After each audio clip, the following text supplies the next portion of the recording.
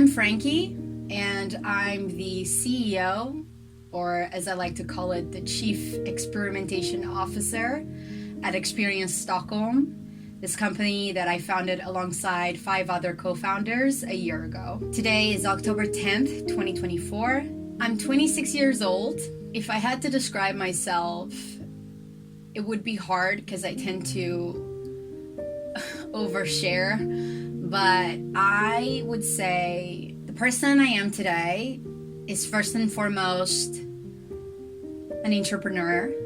I also would describe myself as an advocate and an activist, and I hope that I'm also a good daughter and a good friend. I'm reading this book called Never Split the Difference, Negotiating as If Your Life Depended on It by Chris Voss. I'm getting a lot of tips and highlighting a lot of the parts of the book. I actually recommend this book. I've taken a lot of inspiration and a lot of good tools from it. Experience Stockholm is a travel and leisure brand that aims at building awareness, connection, and community through authentic content, sensorial experiences, and local events that are taking place here in Stockholm. We are building memories for people and challenging them to think more critically about the places that they come from, as well as the places that they're now visiting and traveling to. Experience Stockholm began in 2023 after a project that one of my co-founders, Don, and I worked on with the city of Stockholm.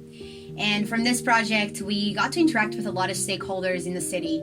We got to hear from their perspectives, from Stockholmers using the services, the social services provided by the city, to tourists arriving here and wanting to explore Stockholm like a local. And from all of these interviews and all these different conversations we had with different stakeholders, we gathered that there was a real need for a new type of business in Stockholm. And this business that we started is all about connecting Stockholmers as well as visitors and foreigners to this city. And when we talk about connection, we really want to go into the social infrastructure and architecture of human bonding and human understanding, like how we talk to each other, how we talk about issues in our society, how we showcase history, how we envision the future, what tools made Stockholm the city that it is, what resources does the city have to offer and share with Stockholmers and visitors alike. And these were all things that we felt needed more promotion, and we needed to also try to fill in the gaps where agencies like the government couldn't necessarily always cover.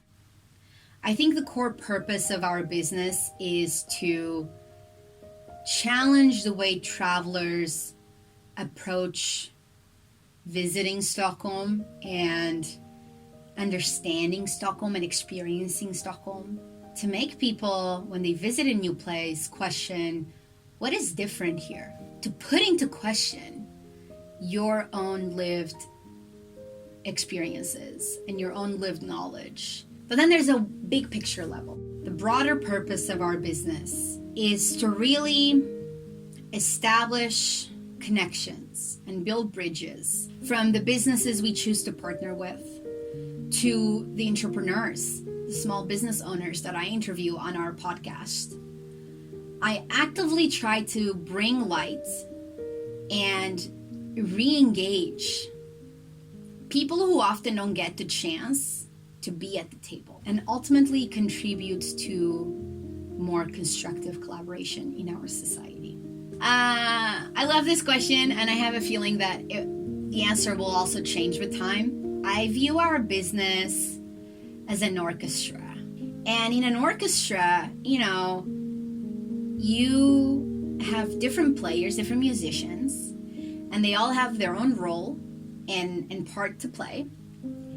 And if individually, at an individual level, people play their part right and in harmony, in sync with others, as they listen, we actively listen to each other in an orchestra, then you sound good.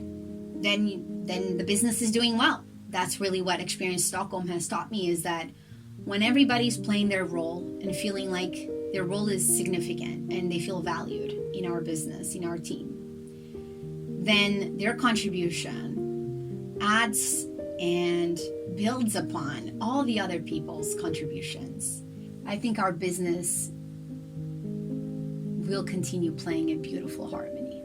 This is a difficult question because I'm just a very hopeful person, and yet I try to be so realistic. And I think if I had to pick one hope for the next year, is that I have what it takes to do the work that needs to be done to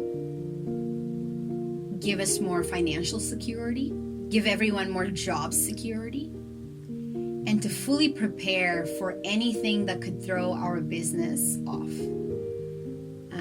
I think we're not yet there, but I'm hoping that is the level of growth that we can enable for the next year. If that comes true, I would be so happy. But I don't know, maybe part of being a CEO is also just acknowledging that you're going to have a lot of uncertainty, and there's going to be moments where you feel like the whole world will collapse on you.